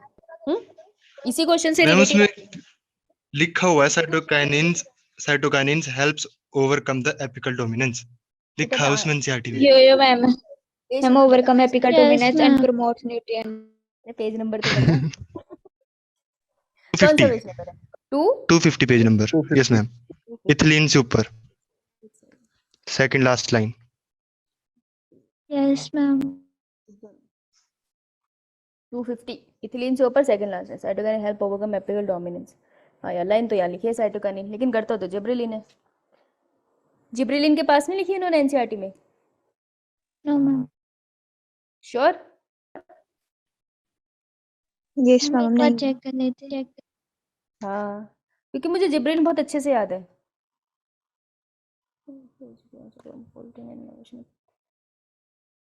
यार यहाँ तो लिखी नहीं हुई है लाइन। यार फिर मैं ये एक बार अपने नोट से चेक करके बताऊंगी क्योंकि मुझे बहुत अच्छे से जिब्रेलिन याद है। इतने अच्छे से गलत कैसे याद है मुझे। कौन सा पेज नंबर बोला तूने? अच्छा फोटो लेने दे 250 मैं भूल जाऊंगी नहीं तो। Give me some time to think about it okay. Okay, और ma'am. कौन सा क्वेश्चन था ये? हम पता नहीं। हाँ हाँ नहीं 22 है 22. ठीक है। आई चेक दिस आउट ठीक है ओके। वैसे 2000 का है तो इतना रिवाइज तो नहीं हुआ होगा एनसीईआरटी। मैं एक बार चेक करके बताऊंगी पुरानी एनसीईआरटी में देख के। अच्छा चलो आओ इस वाले में कौन सा क्वेश्चन पे है हम लोग। हाँ ये बताओ स्टोमेटा ओपन। स्टोमेटा कब ओपन देखो इन्होंने ना यहाँ मेंशन नहीं किया ये C3 प्लांट है C4 प्लांट है या कैम्प प्लांट है। यानी कि तुमको एक जर्नल प्लांट लेना है तो एक जर्नल से प्लांट में नॉर्मल से प्लांट में बताओ स्टोमेटा कब ओपन होता होगा। Day time. तो डे टाइम में ओपन होगा for what? Gases exchange. Gaseous exchange right. तो और स्टोमेटा का दूसरा काम क्या होता है? दो काम होते हैं ना स्टोमेटा के। ट्रांसपीरेशन हाँ ट्रांसपीरेशन के लिए भी इंपॉर्टेंट है। तो पहली वो स्टेटमेंट तो मुझे करेक्ट मिल ही गई right. So in day time no gases exchange तो वो ओपन ही क्यों होगा। नाइट टाइम में वो ओपन नहीं होता। कौन से प्लांट है जिनमें नाइट टाइम में ओपन होता है? CAM Seafood plants. कैम बेटा कैम है। C4 प्लांट की स्पेशल बात ये है कि उसमें फोटो रेस्पिरेशन नहीं होता okay. So it's not related to stomata. उसमें हम क्या करते हैं रुबिस्को और ऑक्सीजन के बीच में दीवार खड़ी कर देते हैं क्रांजोनॉटमी के थ्रू ठीक है। कैम प्लांट्स है जो डेजर्ट वाले प्लांट है जिसमें रात में स्टोमेटा खुलता है ऑलराइट। तो तू जो कंफ्यूज कर रही है वो C4 प्लांट और कैम में बहुत कंफ्यूज है। अभी देखो कैम कराती हूँ ठीक। विच ऑफ द अच्छा ये तो करना नहीं। Which of the following statement are correct regarding short day plant. Short day plant कौन से होते हैं? शॉर्ट डे प्लांट कौन से होते हैं? ओए इस पे क्वेश्चन आता है। मैम जो थोड़ी देर कम लाइट चाहिए होती है. हाँ शॉर्ट कम लाइट नहीं चाहिए होती शॉर्ट ड्यूरेशन ऑफ लाइट चाहिए होती है। कम ज़्यादा इंटेंसिटी में कंफ्यूज मत हो जाना। जो छोटी थोड़ी देर के लिए उनको 2 घंटे की लाइट मिली उनमें फ्लावर हो गया। और लॉन्ग डे प्लांट जिनको ज़्यादा ड्यूरेशन के लिए लाइट चाहिए ज़्यादा टाइम के लिए उनको सूरज की किरणें चाहिए। So they can flower in complete darkness is supply with exogenous nutrients. अगर वो कंप्लीट डार्कनेस में ग्रो कर सकते हैं अगर आप उनको न्यूट्रिएंट्स प्रोवाइड कर दो। क्या ये पॉसिबल हो सकता है शॉर्ट डे प्लांट में? यो मैम। हो सकता है एग्जैक्टली तो ए वाला ऑप्शन हमारा हो सकता है। फिर भी बी चेक कर लेते हैं हो सकता है कोई बेहतर स्टेटमेंट हो। स्टेटमेंट सारी हमें इसलिए पढ़नी होती है ताकि हो सकता है कोई स्टेटमेंट ज़्यादा बेहतर हो जैसे हमने ऊपर देखा था ना। तो इसलिए सारी एक बार पढ़ लो और ऐसा नहीं होता बहुत टाइम लगता है क्वेश्चन में हो जाते हैं क्वेश्चन जल्दी। They are the same as the long day plants same होते हैं। No ma'am ma'am they No, do ma'am. Not have a critical photoperiod. नहीं क्रिटिकल फोटो पीरियड होने भी चाहिए। ऑल ऑफ दिस तो है ही नहीं तो answer would be A. Blackman's law is related to Blackman law कहाँ पढ़ा है? फोटोसिंथेसिस फोटोसिंथेसिस को अफेक्ट करते हैं जो फैक्टर्स. हाँ तो ब्लैकमैन लॉ इसका आंसर है डी। मुझे बताओ ब्लैकमैन का लॉ कहता क्या है? इसकी फुल फॉर्म क्या है? अगर मैं पूरा लॉ कैसे बोलते हैं हम लोग? Law of limiting. Law of limiting factor. हाँ बताओ भाई क्या बोल रहा था साहिल? मैं ये बोल रहा था अगर किसी फोटोसिंथेसिस को अगर 4 फैक्टर हम्म अफेक्ट कर रहे हैं तो उनमें से जो सबसे कम होगा वही डिसाइड करेगा उसकी रेट को। हाँ कौन कौन से फैक्टर? लेट से कार्बन डाइऑक्साइड है लेट से पानी है लेट से इंटेंसिटी टेम्परेचर है एंड H2O। हाँ लाइट इंटेंसिटी है ठीक है। दो अलग चीजें हैं ये चारों चीजें उसे इफेक्ट करती है। इंटेंसिटी लिखी है भगवान इंटेंसिटी है ठीक है। चारों चीजें उसे अफेक्ट करती है।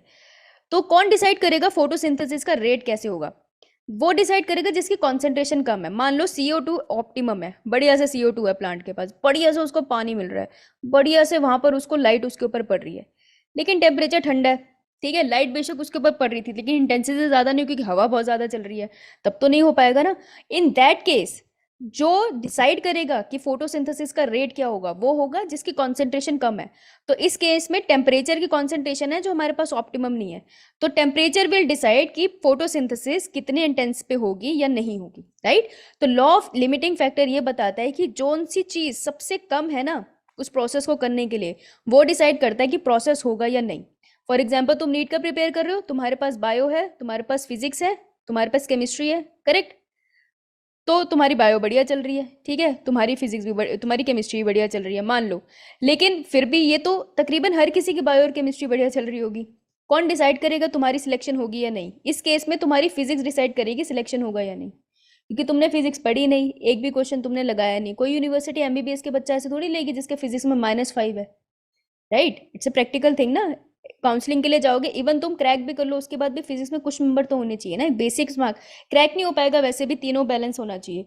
तो लॉ ऑफ लिमिटिंग फैक्टर मैं यहाँ लगाऊं तो फिजिक्स डिसाइड करेगी कि तुम्हारी एडमिशन होगी या नहीं, तो अब तुम्हें इसे बैलेंस करना पड़ेगा। तो फोटोसिंथेसिस में भी जो फैक्टर लिमिटिंग होता है वही डिसाइड करता है कि फोटोसिंथेसिस का एक्सटेंड क्या होगा। अब तो नहीं भूलोगे ये टॉपिक, है ना? No, let's say ma'am. अगर फॉग भी पड़ी है और टेम्परेचर सर्दी में वैसे कम है और धुंध पड़ी हुई है तो कौन सा डिसाइड करेगा फैक्टर? तब भी लाइट इंटेंसिटी और टेम्परेचर के बीच में डिसाइड होगा।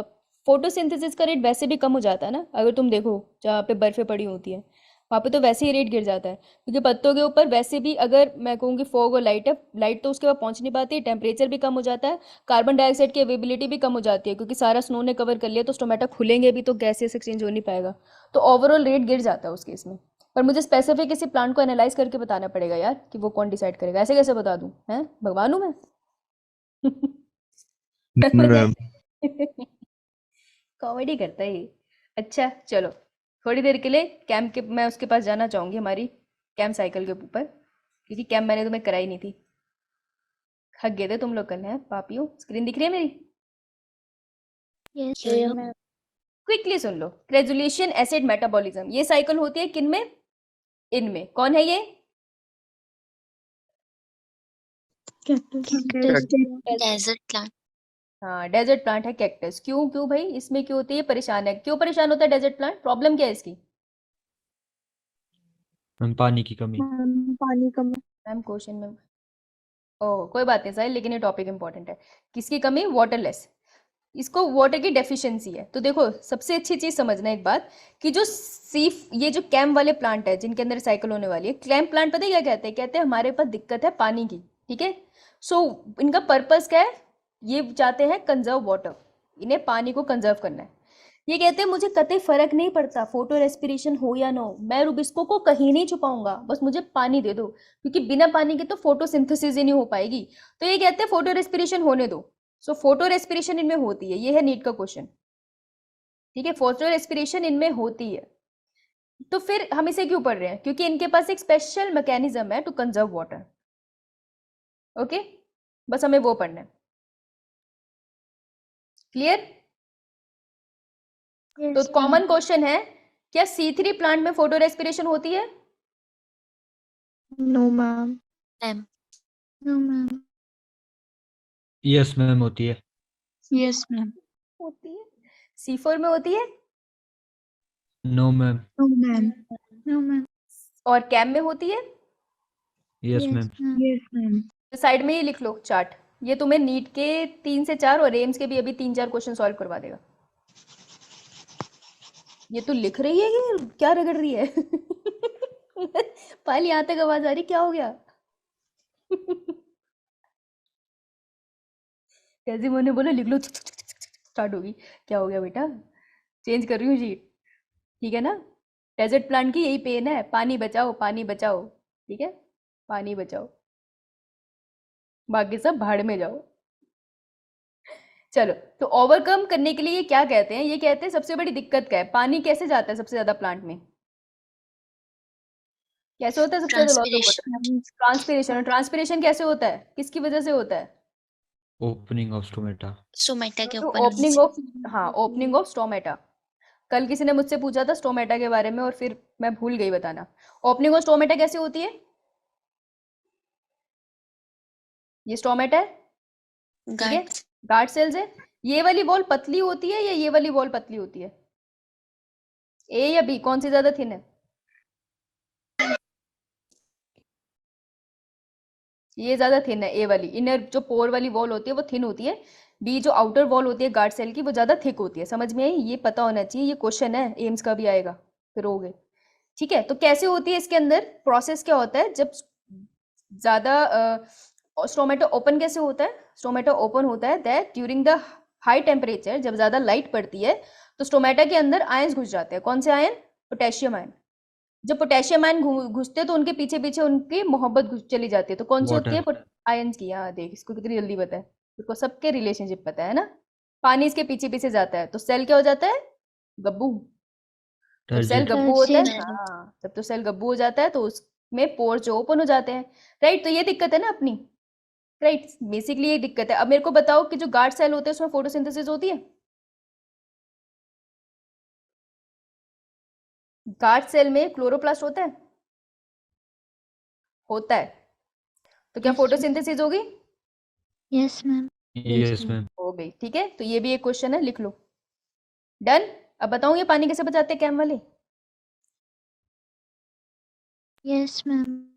ये तो ये क्या कहते हैं कि चलो एक काम करते हैं, दिन में स्टोमेटा को कर लेते हैं क्लोज, ठीक है।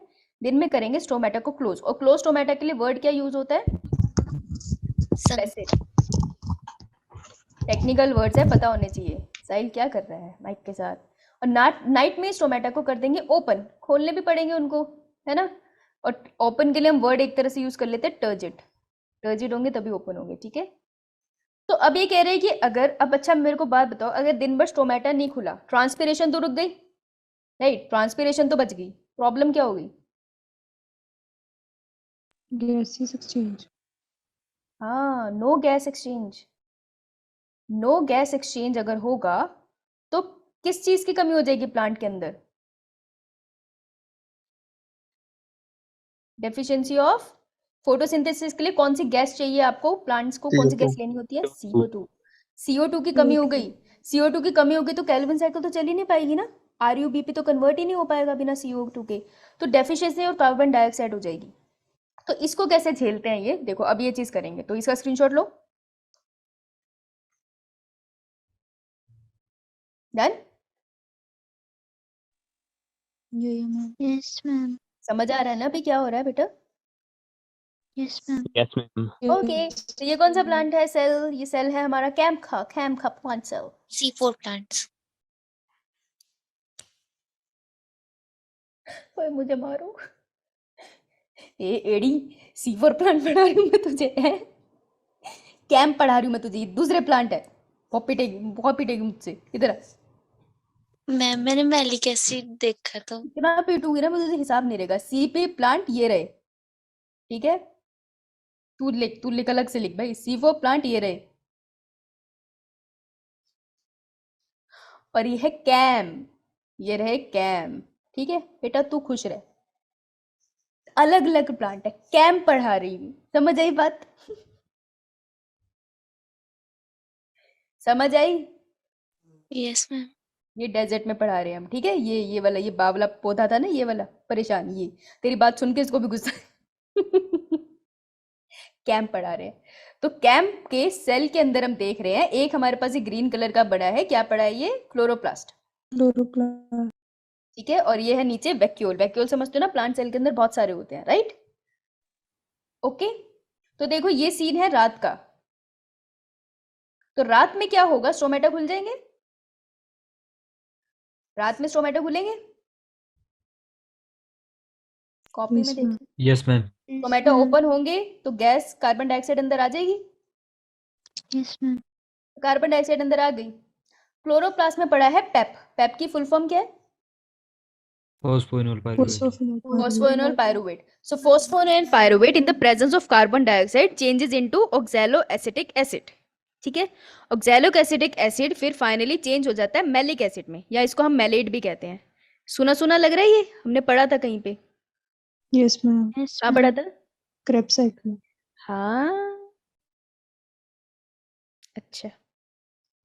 ऑक्सैलिक एसिडिक एसिड हमने पढ़ा था क्रेब्स साइकिल में, पक्का?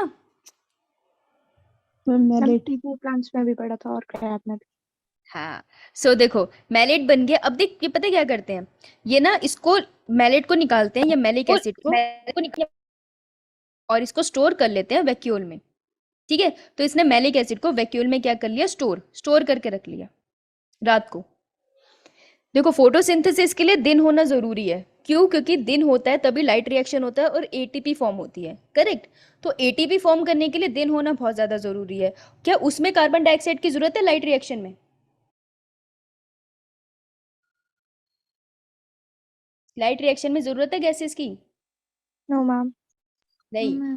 नहीं, लाइट रिएक्शन में जरूरत नहीं है, उसमें तो बस पानी चाहिए और सनलाइट चाहिए ना।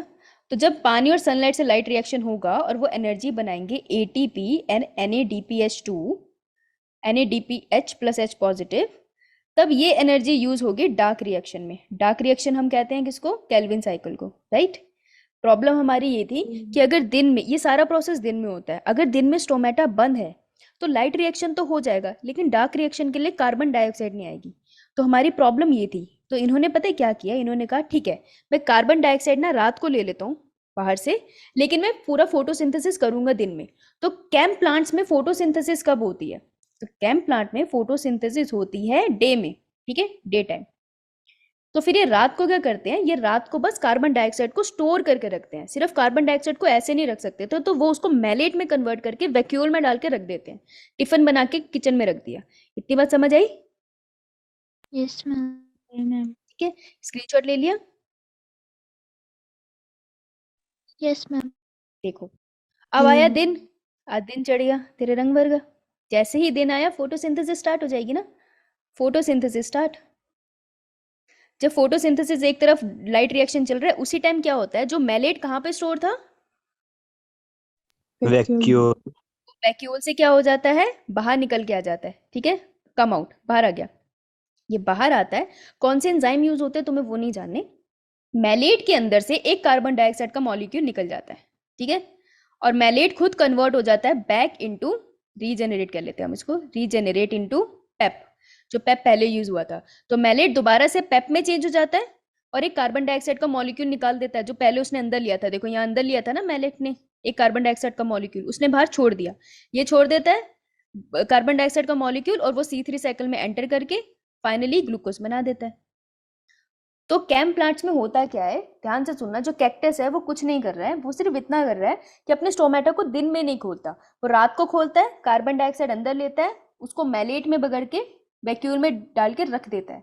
फिर दिन में एक तरफ लाइट रिएक्शन चलता रहता है, उससे एनर्जी आती है, और फिर डार्क रिएक्शन के लिए जो मैलेट छुपा के रखा था ना, उसने उसे बाहर निकाला, उसमें से उसकी ऐसे खींच के उसको थप्पड़ मारा और उसकी कार्बन डाइऑक्साइड निकाल ली, और फिर उसने उसको आगे केल्विन साइकिल के लिए यूज कर लिया और फोटोसिंथेसिस का प्रोसेस कंप्लीट कर लिया। बात समझ में आई? चलो ले ले भैया स्क्रीनशॉट, काफी लंबी बात थी वैसे ये, पक्का समझ में आई? डन? मैम साइड में लिखा आपने फोटोसिंथेसिस स्टार्ट, इसका मतलब क्या हुआ? कि फोटोसिंथेसिस दिन में स्टार्ट हो जाती है। Done ma'am. Done? So can undergo photo respiration और नॉट? Yes ma'am Yes. जाएगा, पता है क्यों जाएगा?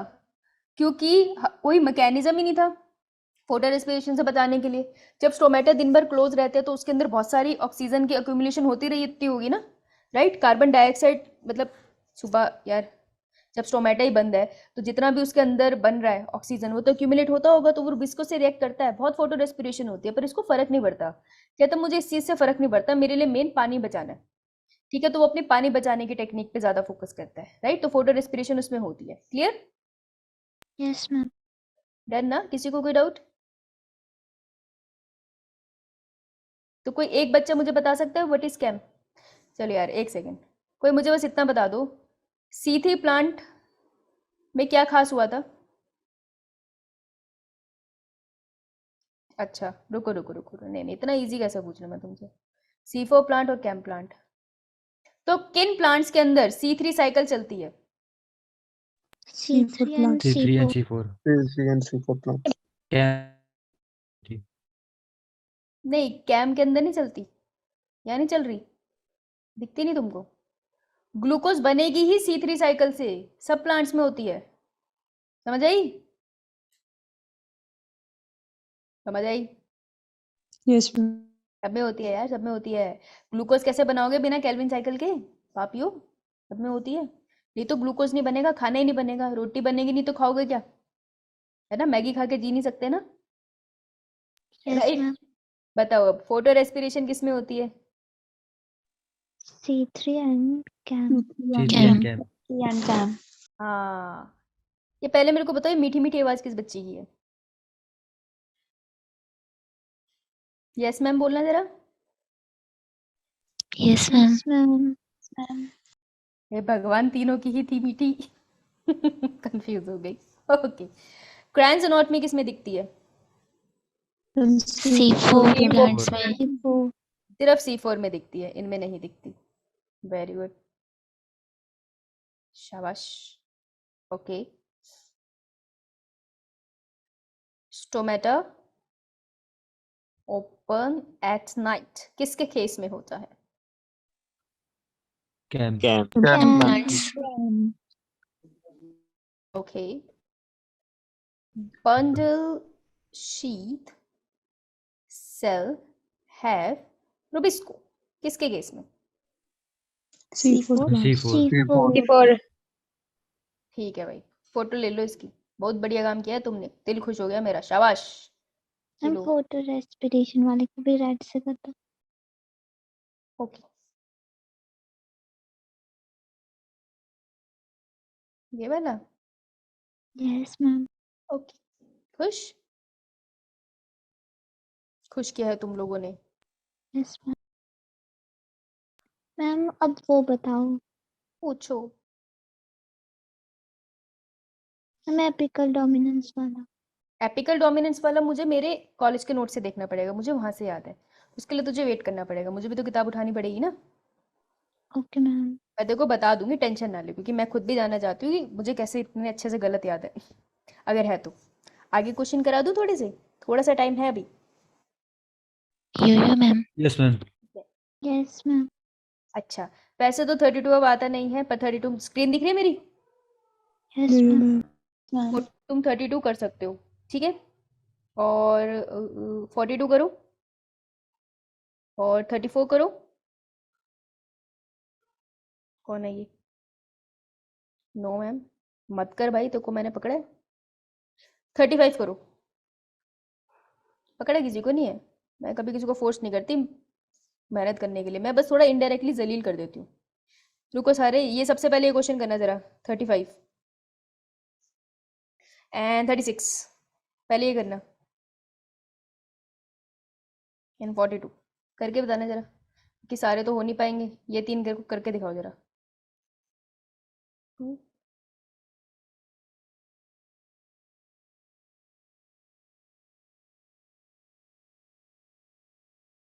तो जेड शेम इफेक्ट हो जाएगी, अगर थाइलाकॉइड नहीं वर्क कर रहा है तो जेड शेम इफेक्ट हो जाएगी, तो नॉन साइक्लिक फोटोफॉस्फोराइलेशन इफेक्ट हो जाएगी। साइक्लिक फोटोफॉस्फोराइलेशन अभी भी चल जाएगी, क्योंकि स्टोमा लैमेला में थी ना। ठीक है साहिल?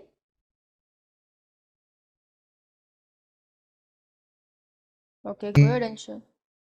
हाँ, करो भाई करो।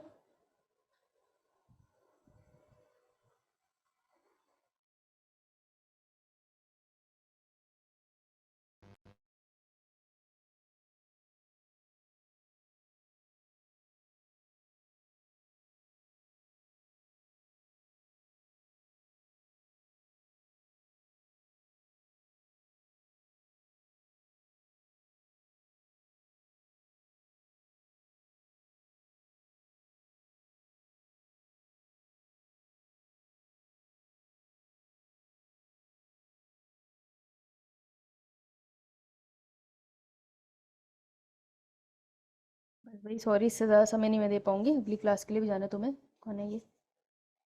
ओके ओके, गुड अनीश अस्मिता, तुम बहुत पसीने आ रहे तुम्हें। कोमल, हर्षिका, अंजलि, अंशुल, अशिता, अंशुल। अंशुल 2 बार आंसर करेगा, एक बारी भी कॉन्फिडेंस नहीं है तुझे?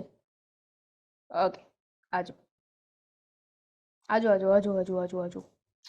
If turgor pressure become equal to the wall pressure. भाई टर्गर प्रेशर क्या है और वॉल प्रेशर क्या है, ये बताओ, जल्दी बताओ क्या होता है। एक ही बात होती है।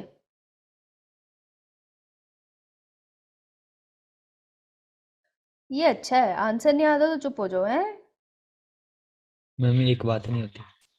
अच्छा, एक बात नहीं होती, 2 बातें होती हैं। चल बता, 2 बातें क्या होती है? मैम बता। अपोजिट लगते हैं एक दूसरे के। किसके कौन सा होता है भाई? टर्गर प्रेशर किसका होता है? ढंग से बता ले, कॉमेडी मत कर मेरे साथ। रुक जा उज्जवल, राजा। मैम जो सेल का कंटेंट होगा वो अब तेरे सिग्नल नहीं सेल मिलेंगे। कंटेंट जो है वो प्रेशर लगाता है वॉल पे। टर्गर कौन? प्रेशर होता टर्गर प्रेशर होता है जो सेल का कंटेंट वॉल पे प्रेशर लगाता है, ये कह रहा है? अगर ये कह रहा है तो सही कह रहा है। जो प्लाज्मा मेम्ब्रेन सेल वॉल के ऊपर प्रेशर लगाती है, जब प्लाज्मा मेम्ब्रेन में पानी भरेगा तो सेल वॉल पे प्रेशर लगाएगी, इसको हम कहते हैं टर्गर प्रेशर। तो प्लाज्मा मेम्ब्रेन का प्रेशर इज टर्गर प्रेशर, ठीक है। और जो सेल वॉल है, ये है हमारी बाहर वाली सेल वॉल। जो सेल वॉल प्लाज्मा मेम्ब्रेन पे वो लगाएगी धक्का, ठीक है, इसको हम बोलते हैं क्या? Wall wall pressure. प्रेशर, ठीक है। तो Wall वॉल प्रेशर तुमको है याद वॉल रखना है सेल वॉल, प्रेशर। ठीक है। So if turgor pressure become equal to the wall pressure, तो जब दोनों ही इक्वल हो जाएंगे तो ना पानी अंदर एंटर करना है ना लीव कर रहा है, no exchange of water take place, तभी इक्वल होते हैं। क्योंकि अगर पानी अंदर एंटर कर रहा है ना, उस टाइम पे टर्गर प्रेशर बहुत ज्यादा होता है, प्लाज्मा मेम्ब्रेन धक्का लगाती है, ठीक है। और फिर टर्गर प्रेशर उसके बाद जो वॉल है वो अंदर धक्का लगाती है और पानी को बाहर निकालने की कोशिश करती है। लेकिन अगर पानी का अमाउंट दोनों के बीच में कोई धक्का मुक्की नहीं हो रही, मतलब पानी का अमाउंट बिल्कुल सेम है, यानी कि कोई पानी एंटर नहीं कर रहा, एग्जिट नहीं कर रहा, तभी बैलेंस बनेगा। So answer would be C. समझ आया? यो यो मैम किसकी क्लास है? किसकी क्लास है? Ma'am physics. आगे जैसे आएंगे मुझे बता देना, ठीक है। Photo respiration in C3 plant starts from photo respiration. Photo respiration किससे स्टार्ट होती है? क्या प्रोडक्ट बताया था? फॉस्फोग्लाइकोलेट। फॉस्फोग्लाइकोलेट। ग्लाइकोलेट था, ठीक है। कोलगेट याद रखना, ग्लिसरेट मत कर देना, मुझे बहुत डाउट था। एक ए आंसर आएगा, बी आंसर है इसका, याद रखना। ग्लाइको करके वर्ड मैंने और कहीं पढ़ाया ही नहीं है तुम्हें, तो phosphoglycolate is the answer, okay, B. Yes ma'am. देखो यहाँ पे एक ना बड़ा प्यारा सा नीचे बड़े प्यार से लिखा है हिल रिएक्शन। अगर तुम ध्यान से देखोगे तो हिल रिएक्शन पे नोट बना के आओगे ना, तुम्हारा ये क्वेश्चन भी ऑटोमेटिकली हो जाएगा। नाउ कहाँ गया? What is the PAR range? PAR की रेंज क्या होती है? 400 to 700 400 nanometers. 700 हाँ, अगर तुमको 700 लास्ट स्टार्टिंग यूनिट याद नहीं है तो लास्ट याद रख लेना, 700 था। इतना भी याद रहता तो क्वेश्चन हो जाता, राइट। तो पार की सीधे सीधे यूनिट भी आती है, correct. Clear clear clear clear. Yo yo ma'am yo ma'am. अच्छा सर आगे। No, ma'am. 30 ये वाला क्वेश्चन देखो 45, पहले तो इसका स्क्रीनशॉट ले लो। 45 स्क्रीनशॉट लेना और अब करो इसे।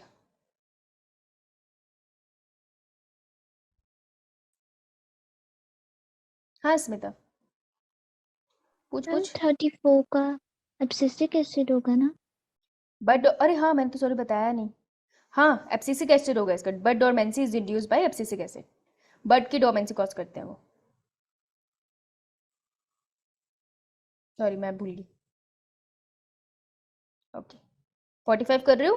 और कोई क्वेश्चन है तो बता दो इसमें से। 45 करके बताओ भाई, जब तक सर नहीं आते। सर आ जाओ तो मुझे बता देना। सर कपिल सर की क्लास है ना? ओके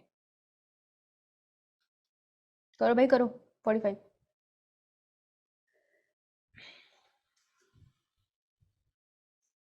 फोन पे पूछ लेती हूँ।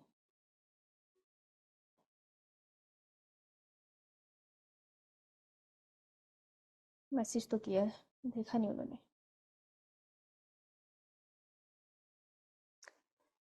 इन सकुलेंट प्लांट्स कौन से होते हैं? कैम प्लांट्स, ठीक है। पहला तो ये this tomato open at night and close in day, ये तो हमने पढ़ा है। Which among the following would be best hypothesis to explain the mechanism of stomatal action in night only, कि रात को जो स्टोमेटा का एक्शन है उसको कौन सी हाइपोथेसिस बहुत अच्छे से एक्सप्लेन करती है। सही स्टेटमेंट ढूंढनी है तुम्हें, करेक्ट ढूंढना है तुमको, ठीक है। तो रात को क्या होता है,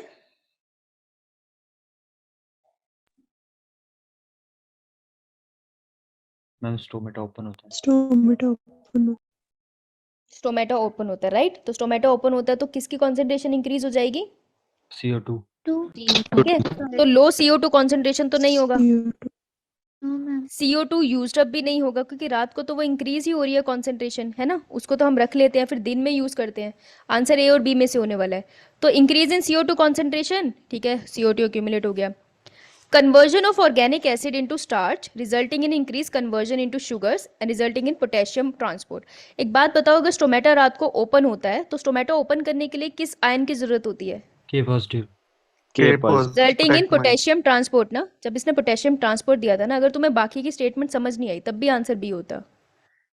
conversion of organic acid into starch resulting in increase conversion into sugars, क्योंकि हम ये तो करते हैं कि रात को क्या हो जाता है कि वो उसको मैलेट में स्टोर करके रख देता है। That is also a form of sugar ना, उसको स्टोर करके रखता है। बेशक सुबह जाके वो प्रॉपर अपनी ग्लूकोज के साथ फॉर्मेशन करेगा, लेकिन रात को वो उस फॉर्म में स्टोर करके रखता है। तो इसने स्टेटमेंट बहुत कंफ्यूजिंग दी है, क्योंकि हम ये लैंग्वेज अब यूज नहीं करते हैं। 2008 का क्वेश्चन है ना, लेकिन तुम इससे लगा सकते थे कि CO2 की कॉन्सेंट्रेशन इंक्रीज होगी और पोटेशियम आयन का ट्रांसपोर्ट भी इंक्रीज होगा, right. Yes ma'am right, okay, alright.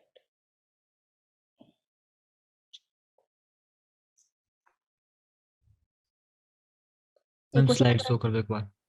कौन सी स्लाइड, मैम स्टार्टिंग से कैंप प्लांट की। हाँ तब तो मैंने लिखी नहीं थी ना, वेट कर रहा था नमूना। ये ले, जल्दी कर, पापी बच्चे, तेरी वजह से क्वेश्चन मैम। रह गया मेरा। ये ले, डन मैम। मेरी फोटो क्यों ले रहा है, ये ले इसको खींच। Done ma'am. Hmm, done ma'am. Done ma'am. Done ma'am. Done ma'am. Ma'am previous वाली दिखाना डन मैम। ये ले, ये वैरायटी तू भी ले। डन मैम ए, ये वाली ले, बहुत यस इंपॉर्टेंट है। मैम